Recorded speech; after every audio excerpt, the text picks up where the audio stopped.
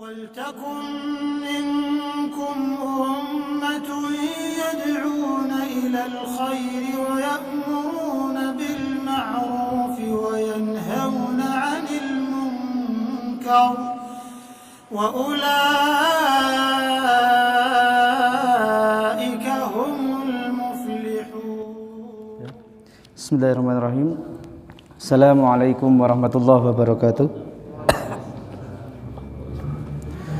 Alhamdulillahirabbil alamin.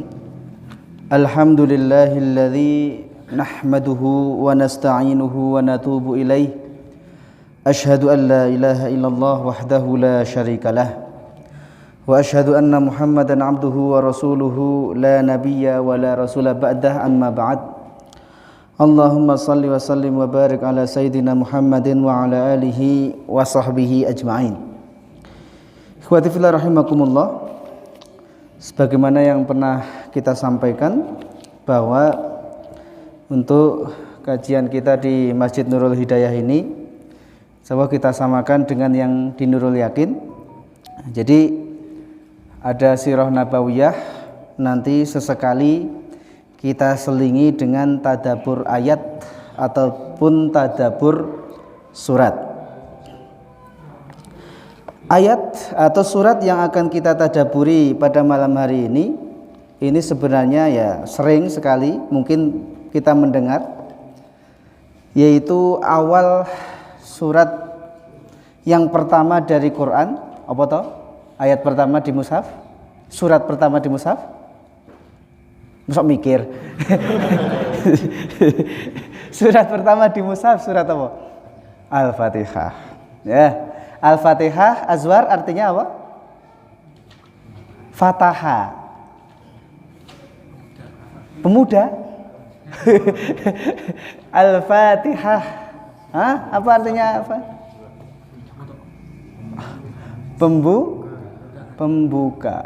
Pembuka.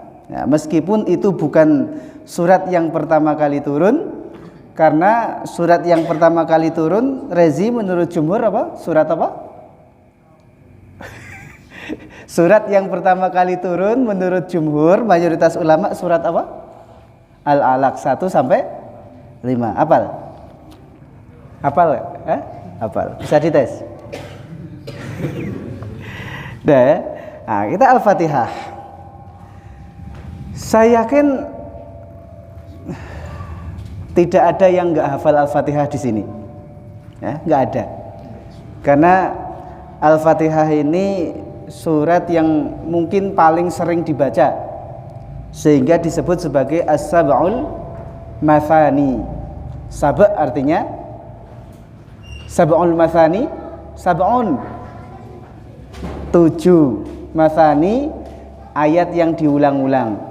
Karena Al-Fatihah itu 7 ayat yang paling sering diulang-ulang. Minimal sehari semalam.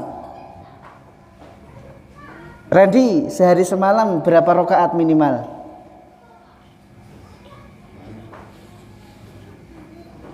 Kamu baca Al-Fatihah sehari semalam minimal berapa? 24, luar biasa. 24. Apa ya Ren? Subuh 2, zuhur 4, asar 4, maghrib 3, Isya 4, baru 17. Terus tahajud 2. Tahajud 2, terus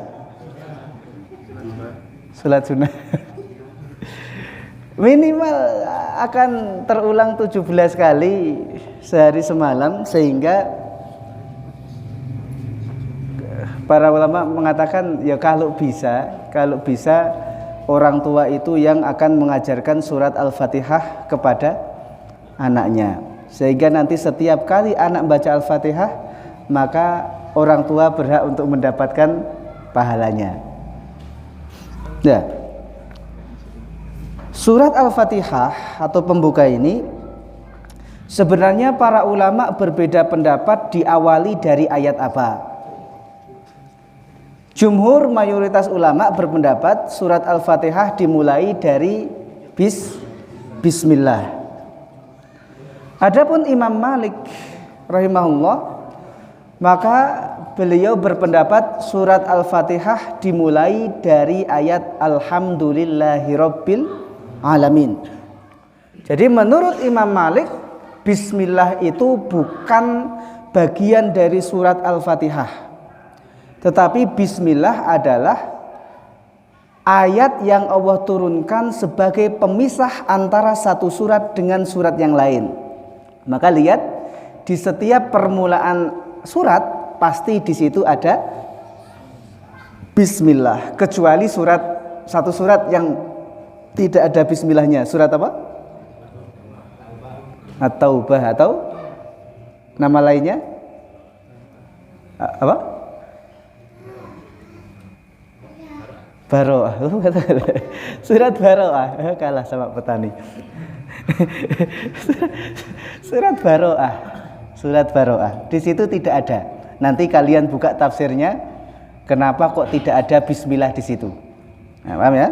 Jadi menurut Imam Malik, surat Al-Fatihah itu dimulai dari Alhamdulillahirabbil alamin.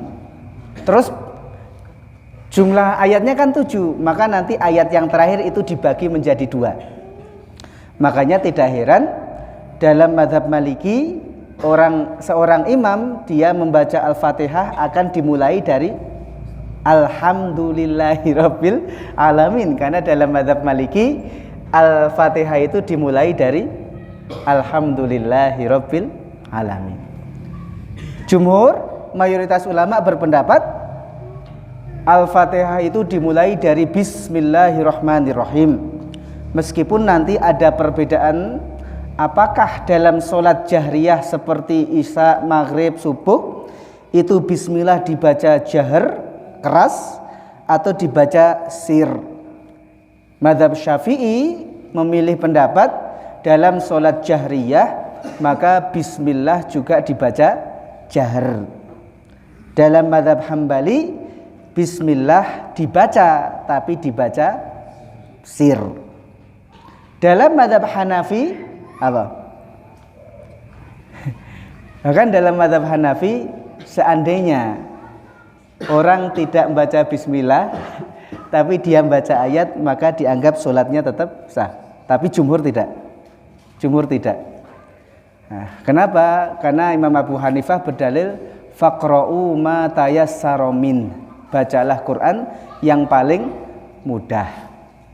Nah, sehingga dari ayat itu Imam Abu Hanifah berdalil bahwa sholat tetap sah meskipun tidak membaca Al-Fatihah. Tapi jumhur, dan insya Allah ini pendapat yang lebih banyak dikuatkan oleh para ulama, bahwa sholat tidak sah tanpa membaca Al-Fatihah. Tuh. Ayat yang pertama, kalau kita mengikuti jumhur, maka ayat pertama dari surat Al-Fatihah adalah Bismillahirrahmanirrahim. Nah, dengan nama Allah yang Maha Pengasih, Maha Penyayang, Rahman dan Rahim. Ternyata ayat pertama di surat yang pertama, di sini Allah Subhanahu wa taala mengenalkan dirinya kepada makhluknya. Allah mengenalkan siapa Allah kepada makhluknya. Nah, itulah kesalahan kita.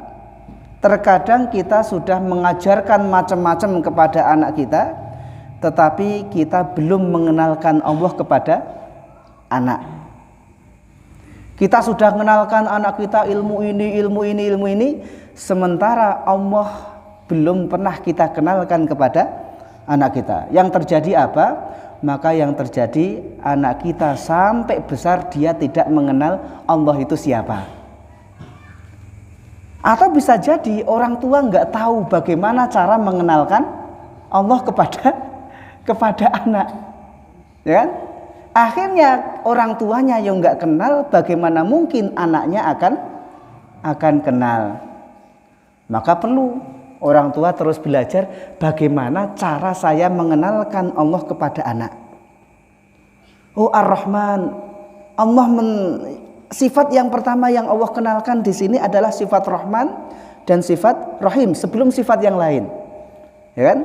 sebelum Allah itu jabbar, Allah itu syadidul adzab, syadidul iqab, ternyata yang Allah jelaskan pertama, yang Allah kenalkan pertama kali adalah sifat Rahman dan Rahim. Dan hal itu pula harusnya yang kita tanamkan kepada anak.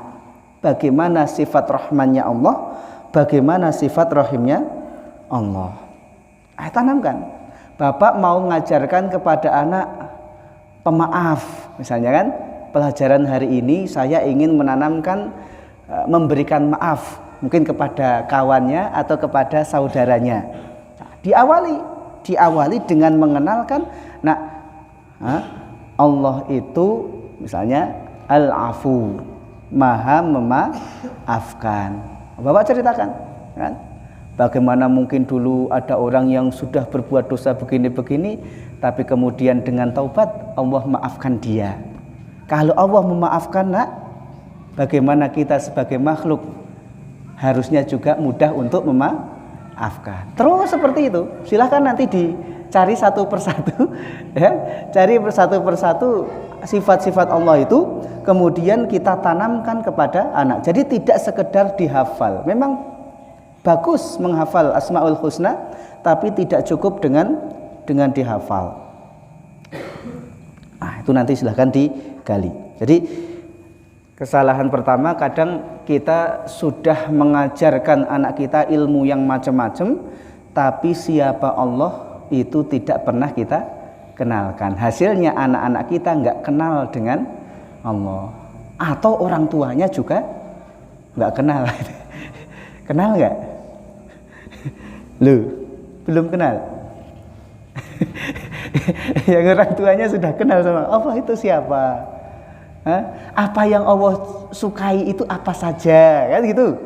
Apa yang Allah benci, bagus tuh yang di TPA kalian gali itu, mengenalkan Allah kepada santri TPA. Kan?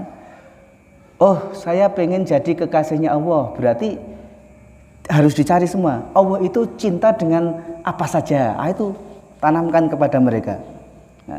Yang tidak Allah sukai apa saja, itu tanamkan. Orang tua seperti itu, ya. Jadi kenalkan Allah sebelum yang lain.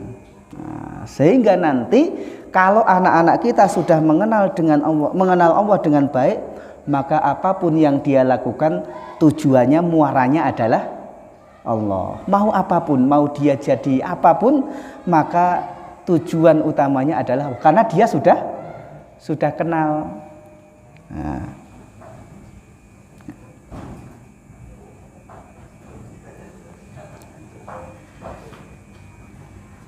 Bismillahirrahmanirrahim. Sebagian ulama dulu ketika kita kuliah, para dosen menjelaskan kalau Ar-Rahman itu untuk seluruh makhluk, sementara Ar-Rahim hanya untuk orang yang beriman nanti di akhirat. Karena masalah ngasih, sekarang mau manusia apapun, beriman atau tidak, semuanya akan dikasih oleh Allah. Tidak ada yang ketinggalan.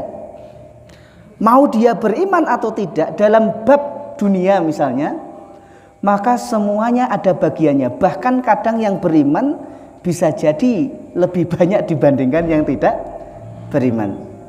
Tapi dalam bab rahim, sayang, maka hanya orang-orang yang beriman nanti yang akan Allah berikan di akhirat. Ketika orang-orang yang tidak beriman mereka harus kekal di neraka, sementara orang-orang yang beriman meskipun dia sudah masuk ke neraka, tapi karena sifat rahimnya Allah, maka ada kemungkinan dia dikeluarkan dari neraka. Tapi kalau orang yang nggak beriman tidak bisa. Tapi kalau di dunia tidak beriman ya tetap dikasih, beriman ya dikasih. Itu yang pertama. Ayat yang kedua, Alhamdulillahirabbil alamin. Segala puji adalah milik Allah, Rabbul alamin, Rabb seluruh alam. Pelajaran pertama dari ayat ini, Allah ingin mengajarkan kepada kita hendaknya senantiasa mensyukuri setiap nikmat. Orang tua harus bisa mengajarkan kepada anaknya untuk selalu bersyukur dalam setiap keadaan. Itulah kenapa Rasulullah SAW mengajarkan kepada kita dua alhamdulillah. Alhamdulillah ketika lapang, alhamdulillah ketika sempit. Yoga ketika lapang, alhamdulillahnya bagaimana? Ketika lapang, kamu dikasih uang saku sama orang tua, kamu apa? Alhamdulillah Hirabbil alamin Ar-Rahman apa ya Kak? Kamu diberi kelapangan oleh Allah. Alhamdulillah yang diajarkan oleh Rasulullah untuk diucapkan apa? Apa Mi? Ajun? Sudah pernah? Hah? Azwar? Alhamdulillah bini'matihi tatimmus shalihat. Kalian lauknya ayam, lauknya daging kambing. Alhamdulillah bini'matihi tatimmus shalihat. Tapi hidup nggak selalu seperti itu. Nggak selalu ada daging kambing, nggak selalu ada daging ayam. Ada kalanya nanti makannya harus dengan kerupuk separuh misalnya. Maka tetap alhamdulillah ala kulli hal. Nah, itu ajarkan. Orang tua mengajarkan kepada anak bagaimana dia selalu bersyukur dalam setiap keadaan. Alhamdulillah dalam setiap keadaan. Ya. Maka kalau bisa Pak, anak itu sesekali diajak apa bahasanya orang sini? Truko, truko. Iya, truko ya. Ya, anak sekali diajak truko, nggak apa-apa. Ada uang, cuma hari ini lauk kita. Kalau saya dulu SD mau berangkat sekolah, nasi panas sama garam di gitu. Kalau di Jawa itu ada garam yang sudah dicetak itu, yang kotak-kotak, terus ditutul garam gitu kan. Wah, sudah selesai berangkat. Coba anak sekarang. Nah, kadang perlu dilatih. Nah, perlu itu. Mungkin Ustaz Parman program survival gitu, dilepas di gunung, tanpa bawa mie, tanpa apa, cuma dimodali. Nanti kentang orang diambil. Ya seperti itulah, seperti itu. Bagus ya. Alhamdulillah. Alhamdulillah ala kulli hal. Jadi kadang tidak harus semuanya itu dipenuhi, ya. Apa sih apa? Kenapa itu?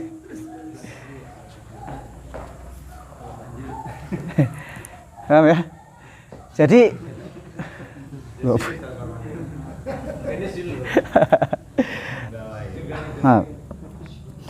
kadang orang tua itu perlu sesekali mendidik. Saya pengen mendidik anak tentang kesabaran ketika sempit misalnya.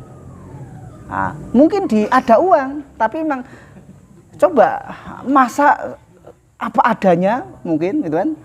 Mungkin anak ngambek-ngambek dikit nggak apa-apa, tapi itu akan nanti jadi pelajaran. Jadi pelajaran. Kalau mungkin yang generasi mereka ini kan generasi Z, sudah bukan milenial, generasi Z.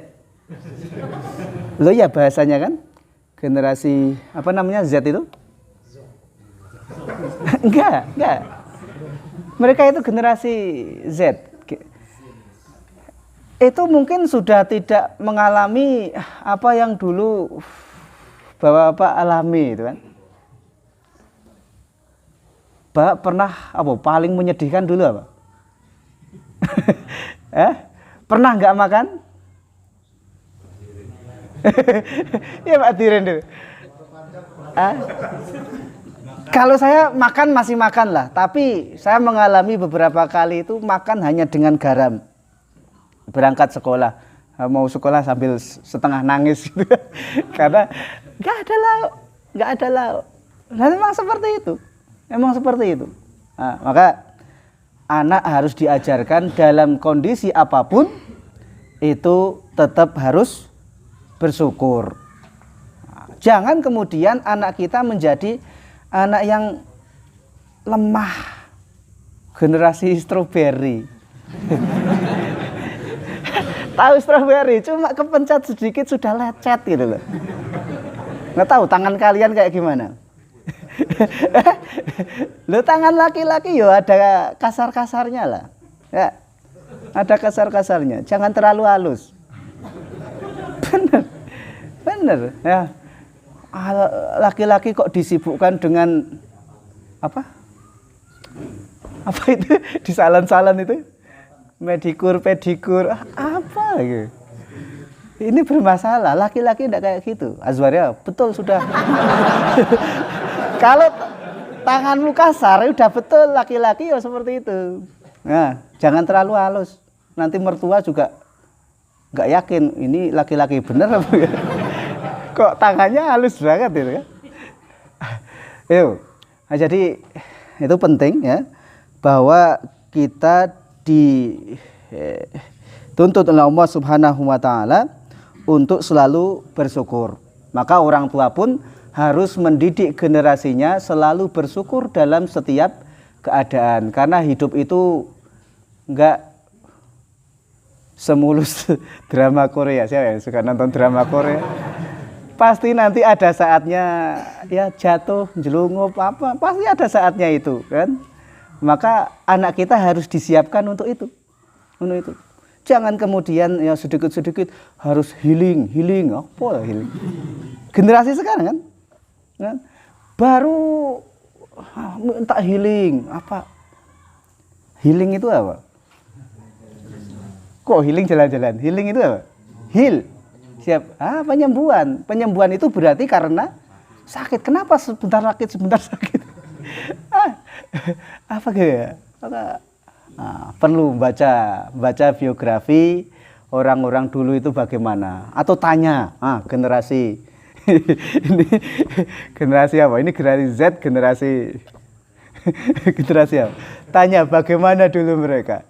Seusia kalian itu mereka ngapain? Pak Diren dulu seusia ini ngapain Pak Diren? Gelek welut. Ya, luar biasa. Nah, jadi jangan inilah ya. Jangan mudah mengeluh. Kita harus bersyukur dalam setiap keadaan. Apalagi nanti ketika kita benar-benar sudah di tengah masyarakat, kalian akan menjumpai keadaan yang bermolak-malik. Itu kalau kita tidak pandai bersyukur, maka akan mudah putus asa, mudah mengeluh, akhirnya udah depresi gitu. Nggak pengen kan lulusan alitkon di rumah depresi, stres gitu. Aduh gitu. Biasa. Maka kalau kalian hari ini tadi lauknya apa? Mie. Alhamdulillah. Alhamdulillah kan. Saya dulu di pondok ya kerupuk yang kecil itu, bukan kerupuk besar, kerupuk kecil tahunya diparuh separuh. Sudah. Dulu pas kecil di rumah biasa nasi sama garam sudah. Yo masih hidup juga. Aman lah.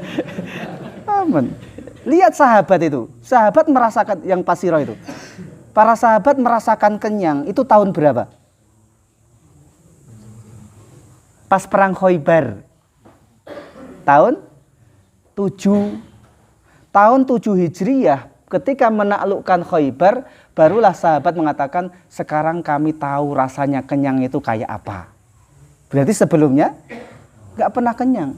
Lah kita kan belum lapar udah diisi lagi. Para sahabat kayak gitu. Maka biasa mereka dalam masalah lapar, biasa. Nah, generasi yang seperti itu yang siap, generasi rohilah. Saya ingat ya, hadis Rasulullah SAW, Innaman nas kal ibilil mi'ah la takadu tajidu minha ar-rahilah. Manusia itu seperti onta 100. Tapi dari onta 100 itu hampir-hampir kita tidak mendapati satu onta yang rohilah, yang kuat, yang sanggup menanggung beban. Nah, kalian berapa jumlahnya? 40. Kalian jumlahnya 40. Nah, kalau satu orang nanti bisa nanggung 100, nah, lumayan. Gitu. Jadi generasi rohilah, generasi yang bukan melempar beban ketika ada, tapi yang berdiri depan, tanggung jawab, saya yang siap untuk memikul beban itu. Wah, ya gitu. Gitu. Kalau kalian jadi generasi cengeng, mertuanya pun nanti mikir-mikir. Mikir-mikir. Nah, itu. Nah, jadi alhamdulillahirabbil alamin. Nah, yang berikutnya adalah alhamdulillahirabbil alamin. Segala puji itu adalah milik Allah. Kalau milik Allah, maka tidak ada yang layak untuk dipuji selain Allah. Maka sekarang kalau di antara kalian ada yang mengharapkan pujian, maka disitulah sebenarnya sudah keliru dalam niat. Nah, maka dicek. Nah, ketika ada yang masih mengharapkan pujian, maka sesungguhnya dia sedang merebut haknya Allah Subhanahu wa taala. Karena segala pujian itu milik Allah, selain Allah itu tidak layak dipuji. Maka biasa aja pujian orang yang nggak penting, celaan orang yang nggak penting juga. Nah, tapi lebih berbahaya kadang pujian orang dicela, kadang bisa bertahan. Dicela macam-macam biasa. Tapi ketika sekali saja dipuji, dia langsung jatuh di situ, kan? Ketika dicela niatnya tetap bisa istiqomah, cela. Tapi ketika dipuji niatnya sudah langsung belok. Nah, itu bahaya. Nah. Paham ya? Jadi jadilah generasi yang selalu pandai bersyukur dalam setiap keadaan. Karena kalau dalam keadaan lapang saja kalian tidak bersyukur, apalagi dalam keadaan sempit. Coba kalian lihat bagaimana ya anak-anak di Afrika. Anak-anak di Afrika, saya pernah dikirimi video di Afrika itu, jangankan kelas.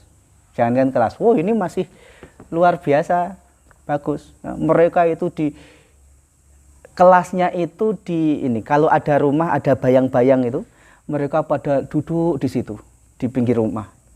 Rumahnya jangan dibayangkan rumah mewah, sama sekali bangunan yang ini. Tapi ya mereka tetap semangat belajar meskipun kondisinya seperti itu. Kalian lihat, ya. Anak-anak Palestina, mereka belajar dengan ancaman bisa mati kapan saja. Gitu. Kalau kalian nggak ada kan, maka syukuri itu dalam setiap keadaannya, dan jangan menjadi generasi yang mudah mengeluh. Nah. Alhamdulillahirabbil alamin arrahmanir rahim. Ya, tadi sama. Terus maliki yaumiddin.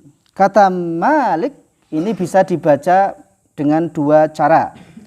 Yang pertama dibaca dengan mat, maliki yaumiddin. Yang kedua dibaca dengan pendek, maliki yaumiddin. Kalau dibaca dengan panjang, maliki yaumiddin, artinya yang malaka yamliku fahuwa malikun. Yang memiliki.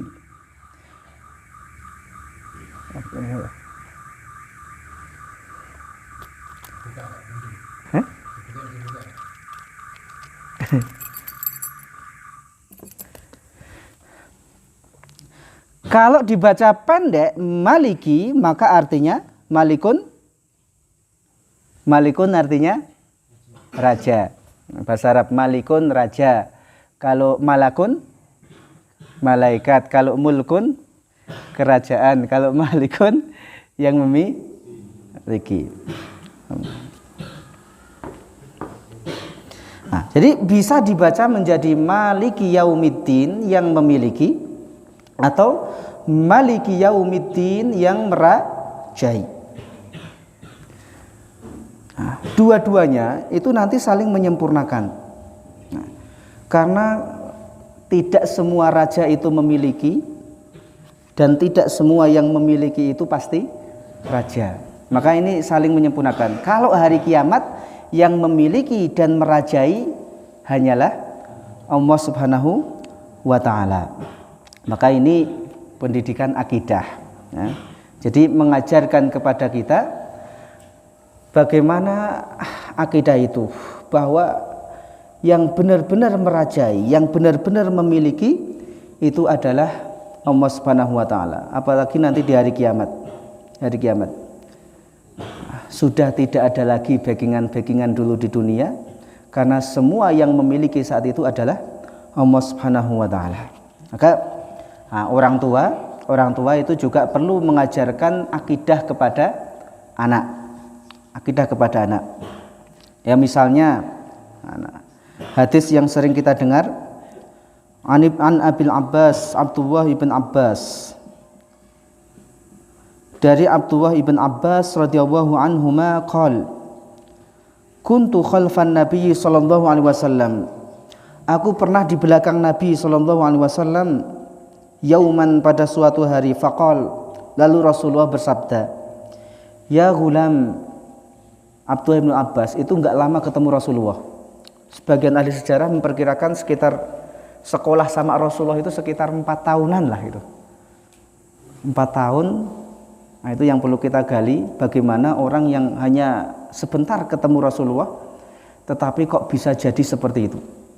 Sementara di kita sekolah 12 tahun jadinya kayak gitu. Tambah 4 tahun hasilnya ditanya selesai kuliah mau apa? Bingung. Generasi bingung. Abdullah bin Abbas itu enggak lama sama Rasul, ketemu Rasulullah enggak lama. Nah, jadi langsung didikan Rasulullah tidak lama. Nah, di antara yang dipotret dalam hadis itu diceritakan langsung oleh Abdullah bin Abbas, saya pernah dibonceng Rasulullah pada suatu hari. Nah, berarti pelajaran juga Bapak ketika ingin menanamkan tadi, misalnya menanamkan tentang mengenalkan Allah apa. Salah satu momen yang bisa kita tanamkan di situ adalah ketika ajak kemana, naik motor, naik apa, dibonceng gitu kan nggak mungkin naik kuda gitu. Kalau Rasulullah naik kuda, naik motor, Bapak ngobrol di situ. Karena biasanya dalam perjalanan itu kadang masuk yang seperti itu, daripada anak didudukkan depan terus gitu. Pas jalan ajak kemana gitu kan. Tapi sambil menanamkan. Kesalahan kita adalah kita terlalu jadi orang tua yang pendiam. Ngobrol, nganter anak sekolah dari rumah sampai sekolah nggak ada obrolan sama sekali, diem sama diem gitu. Padahal perlu latihan ngobrol. Hari ini misalnya Bapak mau nanamkan apalah, serah pelajarannya masalah ini apa, obrolkan ketika di jalan. Faqal, Rasulullah sallallahu alaihi wasallam bersabda, ya gulam, hai nak, inni u'allimuka kalimatin, aku akan mengajarkan kepadamu beberapa kalimat. Ihfadillah yahfadka, jagalah Allah maka Allah akan menjagamu. Jagalah Allah, Allah menjagamu. Apakah Allah butuh penjagaan kita? Enggak. Lah kok Rasul mengatakan jagalah Allah maka Allah menjagamu. Ini ucapan Rasulullah kepada Abdullah ibn Abbas yang kalau usia kita sekarang itu usia SD, sekitar 12 atau 13 tahun. Kelas 3 lah ya. Kelas 3 sudah diajak ngobrol kayak gitu. Ya gulam, ihfadillah yahfadka. Hai nak, jaga Allah, Allah menjagamu. Anak sudah paham, Allah enggak butuh dijaga. Oh iya, siapa yang kan? Maka dipahami ihfadillah, jagalah Allah di situ berarti jagalah agama Allah. Orang sudah paham. Jangan kayak sebagian orang, Allah enggak perlu dijaga, Islam enggak perlu dibela. Loh, Allah sendiri yang mengatakan man yukridillahu qardan hasanah. Siapa yang ingin menghutangi Allah, apakah Allah butuh hutangan? Enggak, itu bahasa yang harusnya bisa dipahami. Ihfadillah, jagalah Allah, bukan Allahnya yang butuh penjagaan, tapi nak jagalah agama Allah ini. Kalau kamu menjaga agama Allah, yahfadka, kamu enggak usah khawatir. Kamu yang akan dijaga oleh Allah. Itu obrolan dengan anak kecil. Penanaman akidah. Ihfadillah tajidhu tujahak. Jagalah Allah, maka engkau akan dapati Allah di hadapanmu.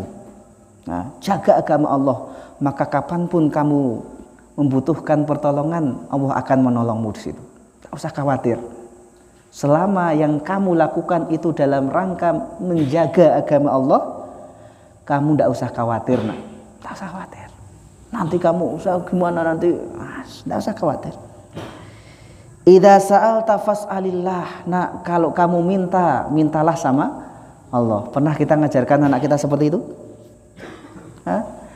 Ketika anak kita minta sesuatu, maka jawaban kita, nak, mintanya bukan sama bapak, bukan sama ibu, kamu minta sama Allah. Minta sama Allah. Bapak ibu tidak punya apa-apa, kan? Tidak punya apa-apa. Kalau kamu mintanya sama Allah. Biarkan anak itu berdoa. Nah, biarkan anak itu berdoa. Minta sama Allah Subhanahu wa taala. Nah, terkadang kita itu memposisikan diri kita seperti Tuhan gitu. Sehingga anak minta apapun, oh sana minta bapak, oh sana minta ibu. Jangan. Selalu kaitkan dengan Allah. Bapak enggak punya apa-apa, ibu enggak punya apa-apa. Nah, minta kamu sama Allah. Wa idza sta'anta fasta'in billah. Kalau kamu minta tolong, nak, minta tolongnya sama Allah, bukan sama bapak, bukan sama ibu. Bayangkan, anak kecil dididik seperti itu. Minta tolongnya sama. Wa'lam annal ummata law ijtama'at ala ay yanfa'uka bi syai'in lam yanfa'uk illa bi syai'in qad katabahu wa hulak. Nak, ketahuilah, seandainya seluruh manusia di muka bumi ini berkumpul untuk memberikan manfaat kepadamu, mereka tidak akan bisa memberikan manfaat apa-apa kecuali sesuai dengan yang telah Allah tulis, yang Allah takdirkan. Nah, kamu jangan sombong meskipun bapakmu punya jabatan ini. Jangankan bapakmu, seandainya seluruh manusia ini berkumpul untuk memberikan manfaat kepadamu, itu enggak berarti apa-apa. Enggak berarti apa-apa.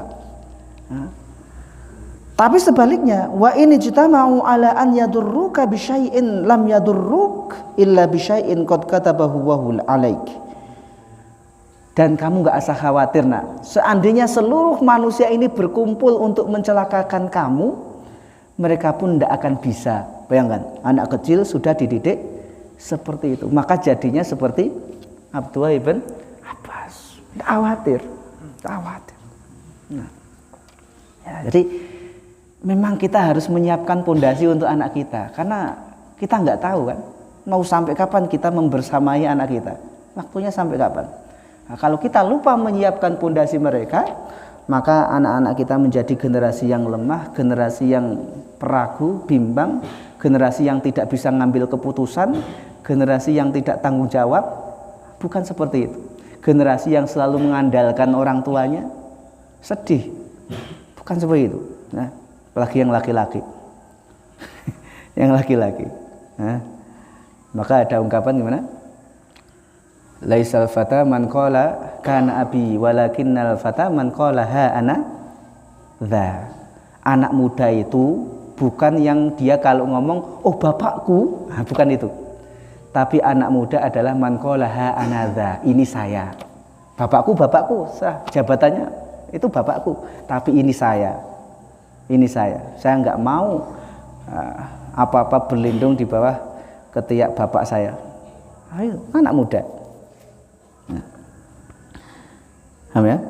Jadi seandainya seluruh manusia berkumpul ingin membuat makar untuk kita, maka makar itu tidak akan pernah terjadi kecuali kalau sudah ditakdirkan oleh Allah. Maka tenang aja. Maka nggak usah terlalu fokus.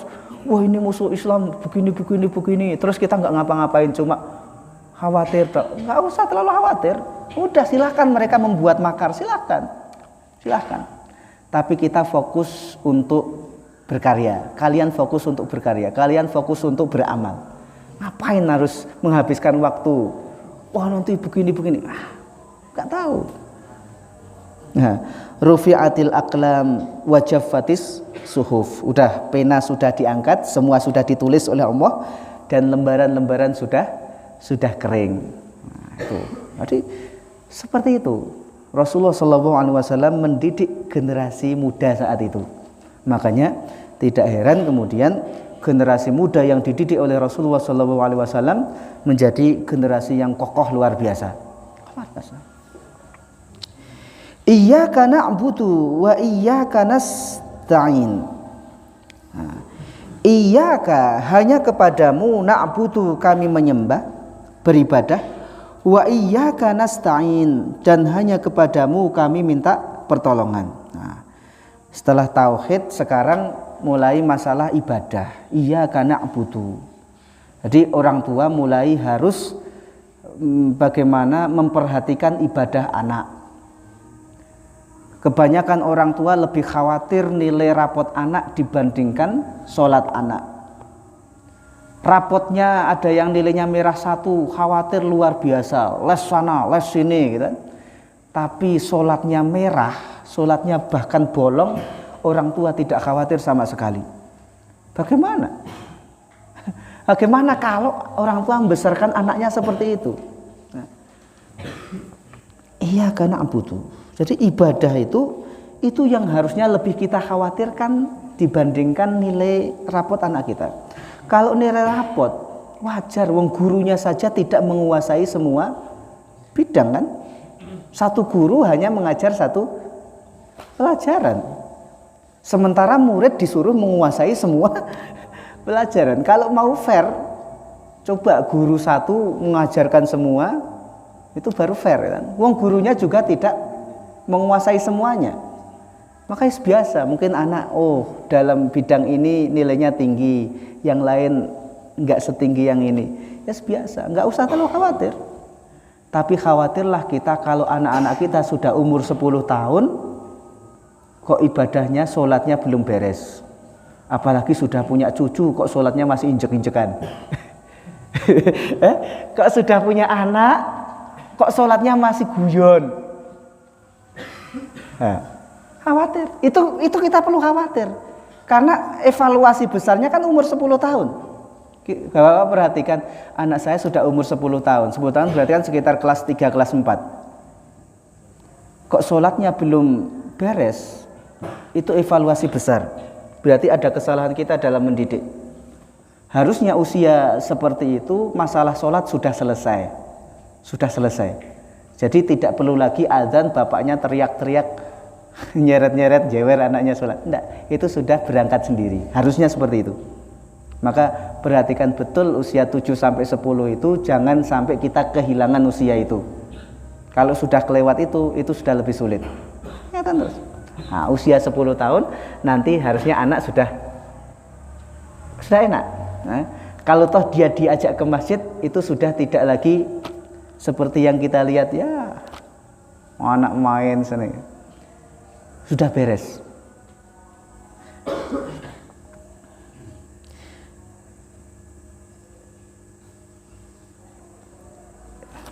Ihdinas siratal mustaqim. Nah, tunjukilah kami jalan yang lurus. Nah, pelajarannya gini. Sepintar apapun orang tua dalam mendidik anak, maka tidak bisa dilepaskan dari Allah Subhanahu wa taala. Selalu didoakan. Maka berdoa itu sepanjang pendidikan kita, sepanjang kita mengajarkan kepada anak kita, jangan pernah berhenti berdoa. Ihdinas siratal mustaqim. Nah, kadang ada orang tua yang terlalu sombong. Dia menganggap dirinya pintar sehingga dia tidak mau lagi berdoa untuk anaknya. Dia merasa bahwa apa yang disampaikan itu sudah cukup, sama sekali tidak. Bahkan para sahabat dulu ketika mereka akan ibadah, apa yang mereka katakan? Ketika mereka akan sholat malam misalnya, mereka akan noleh kepada anaknya yang masih tidur, ini untukmu nak, ini untukmu. Karena dalam sholat ini saya akan berdoa minta kepada Allah untuk kebaikanmu. Jadi terus tolong doakan anak kita. Kita sudah berusaha mendidik mereka, tapi sekedar mendidik tok itu tidak akan cukup, harus dibarengi dengan doa dan jangan pernah lelah. Lihat doanya Nabi Ibrahim, ya, itu didoakan detail satu persatu gitu. Jangan pernah lelah untuk menyebut anak kita dalam doa. Nah, karena terkadang doa itu bisa menyelesaikan sesuatu yang tidak bisa diselesaikan oleh akal kita. Kita sudah kehabisan akal untuk mengatasi anak. Kenapa anak kok nggak bisa dibilangi sama sekali? Tapi kan mudah bagi Allah untuk membalikkan hati anak. Terkadang hanya cukup dengan satu doa kita diijabahi oleh Allah, kemudian anak kita dibalik oleh Allah Subhanahu wa taala. Yang tadinya sulit sekali, berengkel, kemudian menjadi mudah. Mudah bagi Allah Subhanahu wa taala. Tidak ada yang sulit. Ya, tidak ada yang sulit. Tapi terus doakan. Nah, yang terakhir, siratal ladzina ihdinas siratal mustaqim siratal ladzina an'amta 'alaihim ghairil maghdubi 'alaihim waladdallin. Nah, saya tadi lupa. Orang tua harus mendoakan anak sepanjang dia mendidik anaknya, dan doa yang pertama ternyata adalah doa meminta hidayah. Ya kan? Ihdinas, tunjukilah kami jalan. Jadi sebelum meminta yang lain, maka mintakan hidayah, itu yang pertama. Itu yang paling penting. Rata-rata di kita semua sekarang itu dikonversi dengan dunia. Orang ibadah pun kadang tujuannya agar dilapangkan dunianya. Zikir ini biar dunianya lancar. Baca ini ya. Kenapa semua dikonversi seperti itu? Justru yang paling mahal itu adalah hidayah. Maka doakan itu yang pertama kali untuk kita, keluarga kita, anak-anak kita. Mudah-mudahan dapat hidayah. Ihdinas siratal mustaqim. Sebelum yang lain. Ngapain anak kita uangnya banyak kalau kemudian dia tidak mendapatkan hidayah Allah? Justru uangnya itu yang nanti akan menjadikan dia bermaksiat kepada Allah. Maka yang dimintakan pertama kali adalah hidayah. Siratal ladzina an'amta 'alaihim ghairil maghdubi 'alaihim waladdallin. Artinya silakan semuanya sudah tahu. Tapi di situ ada pelajaran pendidikan bahwa contoh, kan? Ya Allah, tunjukilah kami jalan yang lurus, kan? Jalan yang lurus itu siapa? Siratal ladzina an'amta 'alaihim, orang-orang yang telah Engkau beri nikmat atas mereka. Bukan jalan orang-orang yang dimurkai, bukan jalan orang-orang yang dibenci. Nanti silahkan baca tafsirnya. Al-Maghdub itu orang Yahudi, mereka dimurkai karena mereka tahu ilmu tapi tidak mau beramal. Orang yang sesat itu orang Nasrani karena mereka beramal tanpa ilmu. Maka di situ anak butuh teladan. Orang yang Engkau berikan nikmat itu kayak gimana? Nah, maka orang tualah yang harus menjadi teladan dalam rumah. Pendidikan selain teori, doa, maka yang sangat berpengaruh itu adalah masalah keteladanan. Nah, almar'u ibnu bi'atih. Seseorang itu adalah anak lingkungannya. Apa yang dia lihat di rumah, seperti itulah anak itu akan tumbuh menjadi besar. Kan? Orang tuanya suka joget, anaknya kayak gitu. Pasti senang joget. Ya enggak pasti, tapi kemungkinan besar. Nah, orang tuanya senang dengan klenik-klenik, ya anaknya ya kan. Maka keteladanan orang tua itu penting. Lebih-lebih bapak. Ya. Karena bapak itu kalau dia membawa kebaikan, tapi gini, nah ini juga agar kita bisa mempengaruhi anak, itu tolong ada sesuatu yang anak kagumi dari diri kita. Entah apa ya. Bapak cari kekuatan bapak itu di mana. Nanti anak kagum dengan kita, usah kagum dengan bapak dalam bab apa. Kalau anak sudah kagum dengan orang tuanya, maka insya Allah mudah bagi orang tua untuk menegur, untuk mengarahkan anak. Kenapa anak berengkel? Karena anak sama sekali nggak kagum sama orang tuanya. orang tuanya sama sekali bukan panutan. Untuk apa saya mendengarkan orang yang tidak saya kagumi, tidak bisa dianut? Untuk apa? Jadi itu. Nah, kalau ada orang tua, kenapa anak saya kok sulit sekali dibilangi? Saya mau bilang, pasti anak bapak itu tidak kagum sama bapak. Sehingga coba kalau kagum, lihat anak bapak kagum sama siapa? Kalau yang ngomong orang yang dia kagumi, itu dia nggak akan banyak protes. Ya enggak? Nggak akan banyak protes karena yang ngomong orang yang dia kagumi, entah dikagumi dari sisi apanya, ya itu silahkan nanti ini. Ya. Tapi kalau sama sekali tidak ada kekaguman anak kepada orang tua, sulit. Nah, maka harus ada keterangan. Entah mungkin, saya kagum sama bapak. Kenapa? Setiap kali adzan bapak langsung siap-siap sholat. Wah, bapak luar biasa. Kaguman. Nanti mudah kan orang tua, ayo nak sholat. Karena anak sudah kagum.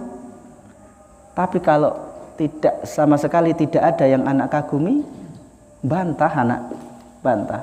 Karena nggak dianggap. Nah, wallahu a'lam bishawab, ya, itu sedikit tadabbur ayat atau tadabbur surat dari surat Al-Fatihah. Ya, mudah-mudahan Allah Subhanahu wa taala memberikan hidayah kepada kita semua, kepada keluarga kita, kepada istri-istri kita, kepada anak-anak kita, dan juga mudah-mudahan kita bisa menjadi panutan untuk anak-anak kita. Karena anak-anak kita mereka butuh panutan. Ketika tidak dijumpai panutan itu dalam rumah, maka mereka akan mencari panutan di luar. Alhamdulillah kalau ketemu panutan yang baik. Lah kalau tidak, rusak. Wallahu a'lam bishawab. Kita tutup dengan hamdalah dan doa kafaratul majlis. Alhamdulillah alamin. Subhanakallahumma wa bihamdika asyhadu an la ilaha illa anta astaghfiruka wa atubu ilaik. Assalamualaikum warahmatullahi wabarakatuh.